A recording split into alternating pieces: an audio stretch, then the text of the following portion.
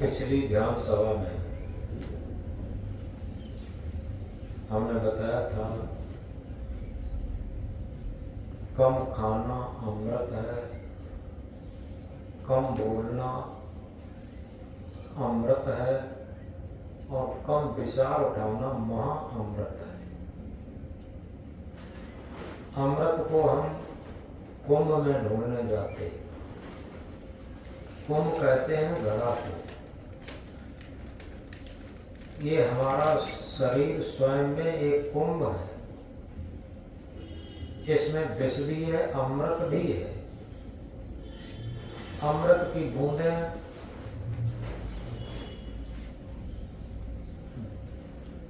जहां जहां टपकी समुद्र मंथन के समय बताते हैं, वहां वहां कुंभ पड़ा। ये सब आध्यात्मिक था, लेकिन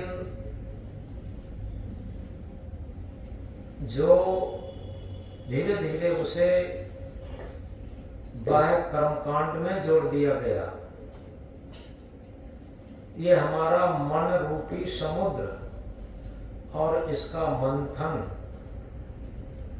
करना है।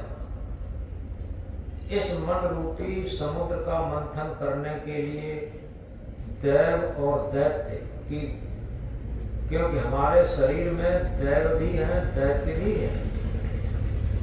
जितने महान सद्गुण हैं वो सब दैव हैं, और जो अवगुण हैं वही राक्षस हैं, वही दैत्य हैं। दैव और दैत्य मिलकर के मन रूपी समुद्र का मंथन करने के लिए एक मथानी की जरूरत है। सुमेर को मथानी बनाया। जानते हैं सुमेर पर्वत बहुत बड़ा है। सुमेर का अर्थ होता है जहां पर सबसे बड़ी हमारी जिज्ञासा हो, हमारी लगन हो, वो सुमेर है। क्योंकि मथानी से ही घृत भी निकलता है, सब जानते हैं, दूध में से।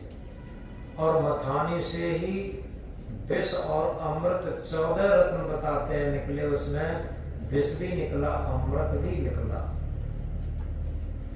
तो इस मन को जब हमारी उत्कंठा, हमारी जिज्ञासा सुमेर की तरीके से एक महान हो जाती है, तभी तो इस मन रूपी समुद्र के मंथन की जरूरत पड़ती है।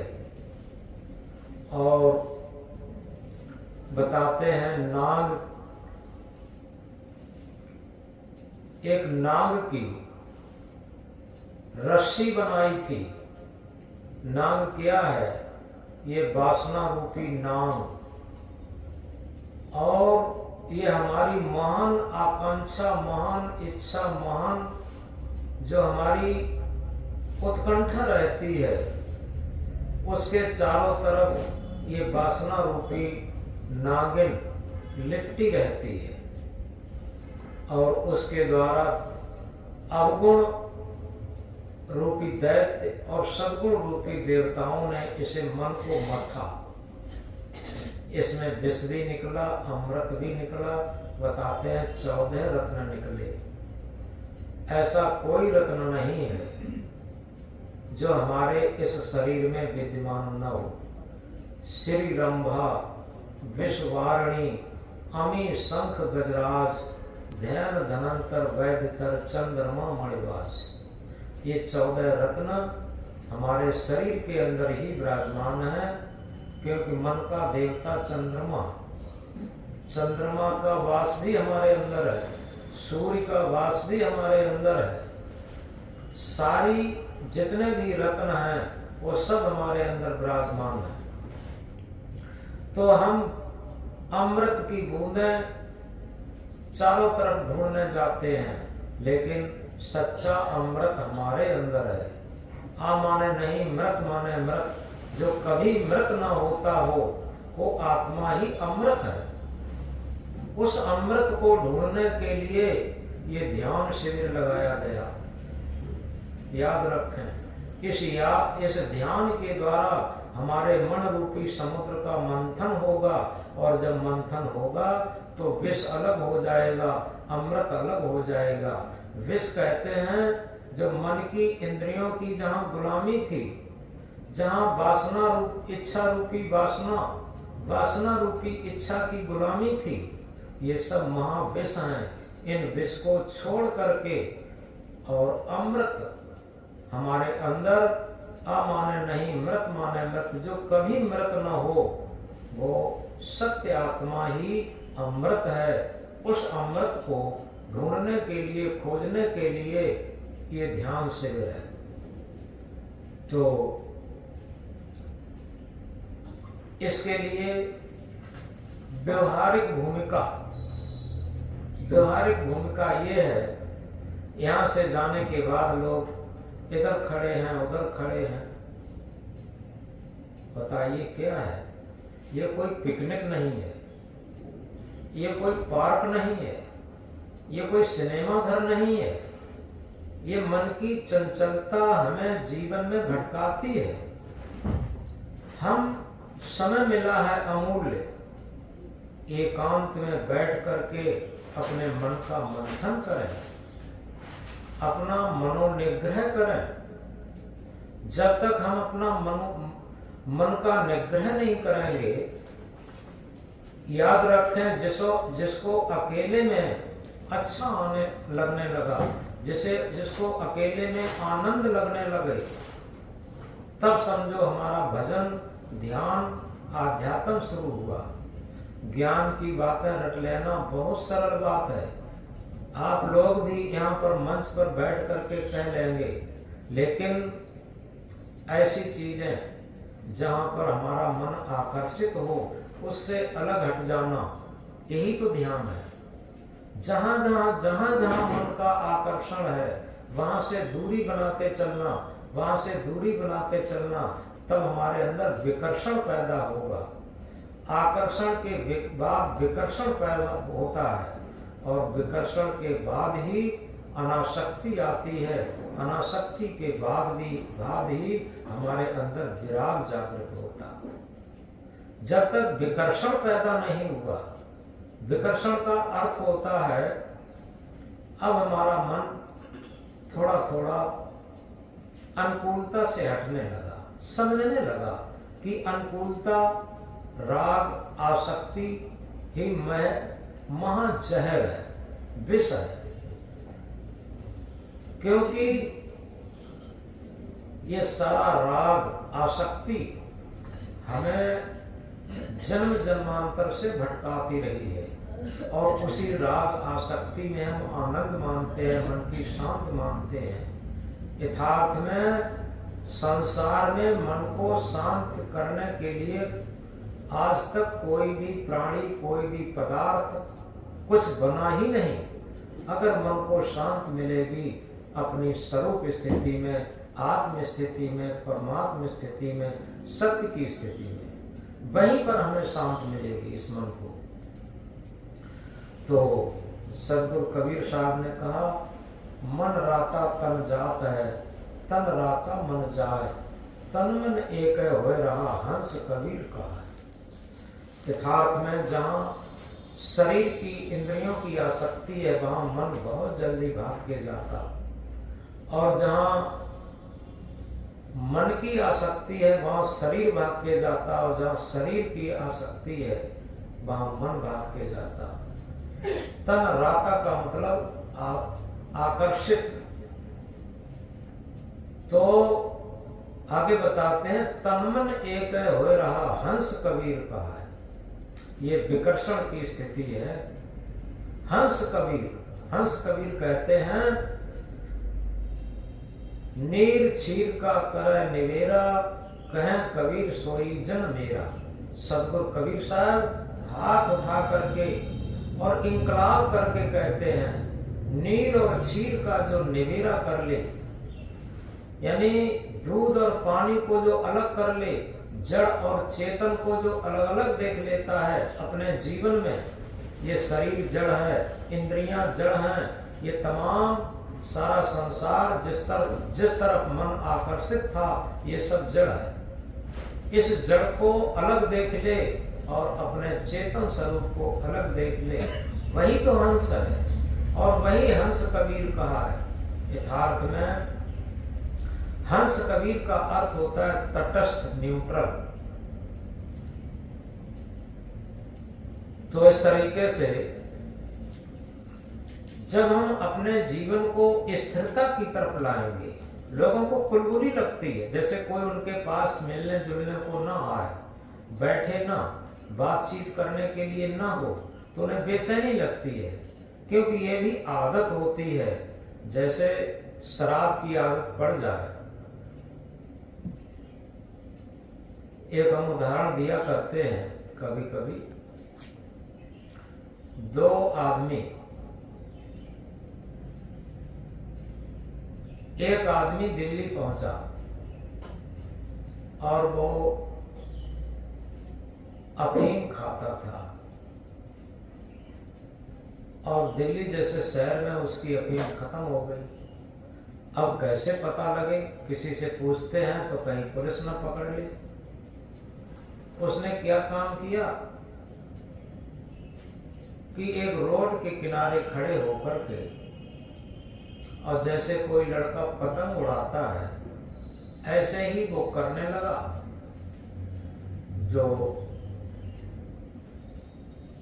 एक उसमें से जो हुस्का होता है, जिसमें डोरी लिपटी हुई होती है, वो पकड़ लिया, और एक आदमी पतंग उड़ाने लगा। न पतंग है, न हुस्का है, न डोरी है, कुछ नहीं है, लेकिन एक आदमी ऊपर को हाथ किए, जैसे पतंग उड़ाता है, झटका दे दे करके कभी डोरी को आगे बढ़ाता है, कभी डोरी को पीछे खींचता है, ऐसे ही कर रहा है।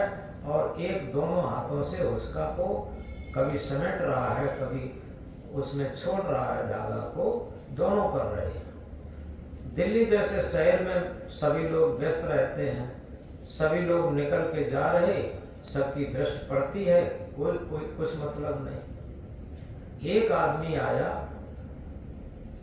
वो क्या करता है कि वो जैसे पतंग नीची उड़ रही हो, डोरी नीची हो, वैसे ही उसने हाथ से डोरी को ऊपर किया और उससे निकल गया। उन दोनों व्यक्तियों ने उस आदमी को पकड़ लिया और ये कहा कि भैया कुछ है? तो उसने कहा कि हाँ है। अरे इसीलिए तो हम खोज रहे थे तुम जैसे व्यक्ति को, इसीलिए ये नकली पतंग उड़ा रहे थे, और इस नकली पतंग को तुमने ही तो असली समझा, और जब तुमने असली समझा तभी मेरी बात समझ में आ गई, यही असली अफीमची है। क्योंकि नकली को असली समझना, यही तो सच्चा अफीमची है। तो उसने कहा कि भैया हम तो बहुत परेशान थे, और थोड़ी देर अगर न मिलती तो हो सकता है कि जीवन लड़खड़ा जाता। तो उसने जेब में से निकाल करके थोड़ी अफीम दी और दोनों ने थोड़ी थोड़ी खाई। तो ये क्या उदाहरण है? यानी नशेड़ी नशेड़ी को समझता है, गंजेड़ी गंजेड़ी को समझता है अपने आप। वैसे ही कबीर साहब क्या कहते हैं, तन मन एक हो रहा हंस कबीर का है। कबीर साहब की बात को वही समझेगा। क्या कहा? कबीर का गाया गावेगा, अजगैबा धक्का पावेगा, कबीर का गाया बूझेगा, वही परम पद पावेगा। हम कबीर साहब का जितना बीजक है, जितना साखी है, जितने शब्द हैं, सब कुछ रट लें, लेकिन वो कुछ नहीं होगा। केवल एक साखी, आदि साखी हम अपने जीवन में उतार लें तो हंस कबीर हो जाएंगे, निश्चित है। ये बहुत ऊंची चीज है। और कबीर साहब, क्योंकि जो दुनिया में सारे नशा चढ़ के उतरते हैं, और एक भक्ति का नशा, एक ध्यान का नशा, एक सत्य का नशा, एक आत्म परमात्मा का नशा, एक ऐसा नशा है जो एक बार अगर चढ़ गया तो उतरता नहीं है। सारे नशा चढ़ते और उतरते हैं, लेकिन भक्ति का नशा एक बार चढ़ के उतरता नहीं है। ध्रुव को देखो चढ़ा, प्रहलाद को चढ़ा, मीरा को चढ़ा, सबरी को चढ़ा, और जितने भी महापुरुष आए जिन्हें आज हम आदर्श मानते हैं उन्हें भक्ति का नशा चढ़ा।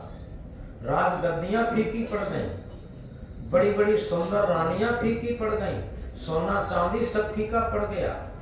और जब तक सांसारिकता, क्योंकि काम रस होता है, एक राम रस होता है, जो काम रस जिसके लिए जीवन है उसे राम रस अच्छा नहीं लगेगा, और जिसे राम रस प्रिय है उसे काम रस अच्छा नहीं लगेगा। तुलसीदास ने रामायण में कहा, जहां काम तहां राम नहीं, जहां राम नहीं काम, तुलसी दोनों होत नहीं, रवि रजनी एक ठाम। रात्रि और सूर्य दोनों एक साथ नहीं हो सकते। जहां रात्रि होगा, जहां रात्रि होगी वहां सूर्य नहीं होगा, और जहां सूर्य होगा वहां रात्रि नहीं होगी। रात्रि और सूर्य दोनों एक साथ नहीं हो सकते। इसी तरीके से घट घट रमैया राम, जो चेतन राम है, आत्म राम है, उसको उसकी प्रियता जब होगी तो हमें काम रस फीका हो जाएगा, और जब काम रस हमें प्रिय होगा तो राम रस फीका हो जाएगा। तो इसलिए इन चीजों को हम गहराई से समझें। हम उस महाअमृत की तरफ जाने के लिए इस ध्यान शिविर में आए हैं, उस महाअमृत की खोज में आए हैं जो किसी भी कुंभ मेले में नहीं मिल सकता। यथार्थ में तीर्थ गए तीन जने, चित चंचल मन चोर, एको पापन काटिया लादन दसमन और। तीर्थ में गए चित के चंचल मन के चोर, कामी लोग, एक भी पाप कटा बटा नहीं, 10 मन लाद और लाए। तीर्थ वही जो कि पाप से तारत, पाप वही मन मध्य विकारा, सो सत संगत तीर्थ सत्य, द्रोण नासत लागे नवारा। तीर्थ वही है जो कि पापों से तार दे, पाप वही है जो हमारे मन के विकार, और मन के विकार के धोने के लिए, हटाने के लिए सत्संगत एक ऐसा तीर्थ है। क्योंकि सत्संगत वो नहीं है, वो तो केवल सत्संग की चर्चा मात्र है। सच्चा सत्संग ये ध्यान है, क्योंकि सत्य का संग, जो आत्मा रूपी सत्य और सत्य रूपी आत्मा का संग करने के लिए ये ध्यान विधि है, यही तो सच्चा सत्संग है। सच्चा सत्संग यही है, इसी में हमारे मन के सारे कलुषित पाप धुलते हैं।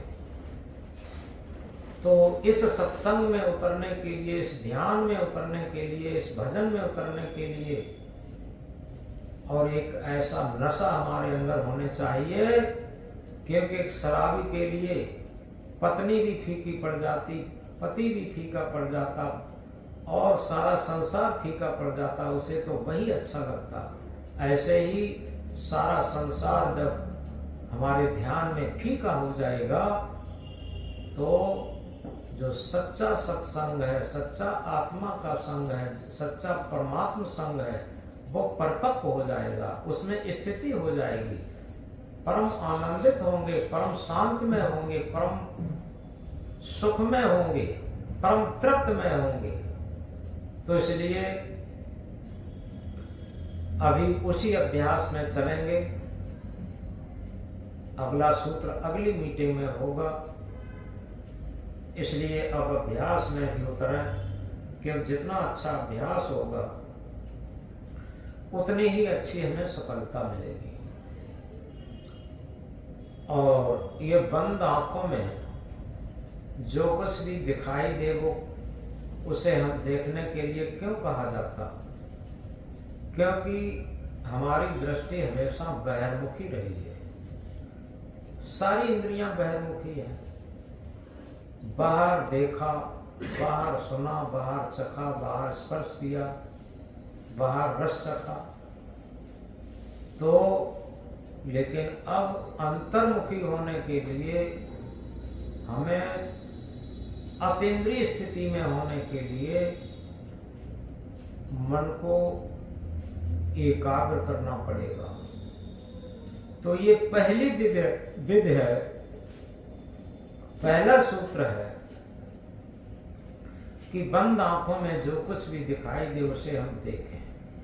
ये पहला सूत्र जितना परिपक्व होगा उतना ही अगला दूसरा सूत्र समझ में आएगा, और इसके बाद तीसरा सूत्र, चौथा सूत्र, क्रम से आगे बढ़ते जाएंगे और जो सूत्र होगा वो और सूक्ष्म होता चला जाएगा। जब स्थूल सूत्र समझ में नहीं आया तो सूक्ष्म सूत्र कैसे समझ में आएगा। इसलिए यहाँ से जाने के बाद, जलपान करने के बाद हम शेष समय अभ्यास में लगाएं। जब अभ्यास अच्छा होगा, क्योंकि विद्यालय की तरीके से काम होता है। विद्यालय में बच्चों को जिसे अंग्रेजी में होमवर्क कहते हैं, अध्यापक लोग बता देते हैं ये जाकर घर पे करना। इसी तरीके से होमवर्क किया है, यहाँ से जाने के बाद जो सूत्र बताया है उसका अभ्यास हम करें। और जब अभ्यास करेंगे तो यहाँ पर बैठ करके जो अभ्यास किया जाएगा वो अगला सूत्र और अगला अभ्यास अच्छा उतरेगा, अच्छा समझ में आएगा, उसमें स्थिति अच्छी बनेगी। तो इसलिए उसी सहज आसन से बैठ जाएं, रीढ़ को सीधा रखें, आंख को बंद करें और पहले हम वही दोहरा लेंगे आम शुद्ध चेतन वाला, जिससे क्या उससे फर्क ये पड़ता है कि जब हम दोहराते हैं तो अहम शुद्ध चेतन ज्ञान स्वरूपम अजरहम अमरहम अखंडम अनुपम, ये 5 बार अगर दोहराते हैं तो मंत्र को दोहराते दोहराते क्या होता है, शरीर से हटकर के अपनी आत्मा का बोध, आत्मा की स्थिति जागृत होती है। अपने जीवन को जागृत करने के लिए, क्योंकि हमारा मन जागृत है, अपना जीवन जागृत नहीं है। जीवन चेतना को कहते हैं, आत्मा को कहते हैं, और मन जागृत रहने से शरीर इंद्रियां जागृत रहती हैं। इसमें आत्मा बिल्कुल प्रसुप्त जैसी है, उसकी सत्ता से शरीर संचालित जरूर है, लेकिन पूरे जीवन आत्मा की सत्ता का सदुपयोग नहीं किया जाता। सत्ता जिसकी हो और उसी का सदुपयोग न हो तो बताओ, हम तो आत्मा के, परमात्मा के, सदगुरु के ठीक दुश्मन हैं कि उसकी बात न माने। हम गुण तो खूब गाते हैं, गुरु के गुण खूब गाए जाते, आत्म परमात्मा को खूब गाए जाते, गुण तो गाते हैं, लेकिन गुण गाने से क्या होगा जब हम उनके अनुसार आचरण न बनाए। आत्मा रूपी गुरु के अनुसार, आत्मा रूपी परमात्मा के अनुसार हम अपना आचरण न बनाए, रहनी गहनी न बनाए, उसकी आवाज पर चले ना, तो क्या फायदा होगा। तो आप लोग सब अंदर अंदर दोहराएंगे, जो हम मंत्र दोहराएंगे उसे अंदर अंदर दोहराएंगे और उसका अर्थ भी बता दें। जैसे किसी मकान में हम रहते हैं तो कहते हैं ये मकान मेरा है। कोई आज तक ये नहीं कहा कि हम मकान हैं। मेरी चीज हमसे हमेशा अलग रहती। इसी तरीके से मेरा हाथ, मेरा पांव, मेरा शरीर, ये शरीर मेरा है, हम शरीर नहीं है।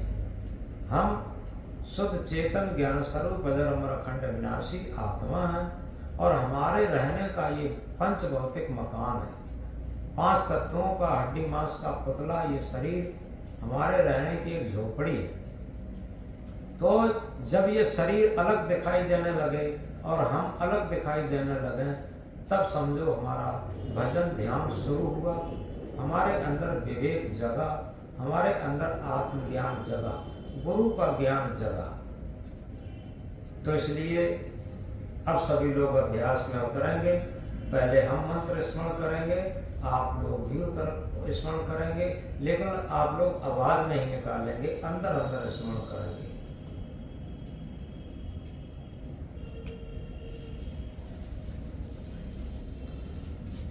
अहम शुद्ध चैतन्य ज्ञान स्वरूपम अजरहम अमरहम अखंडम अनुपम।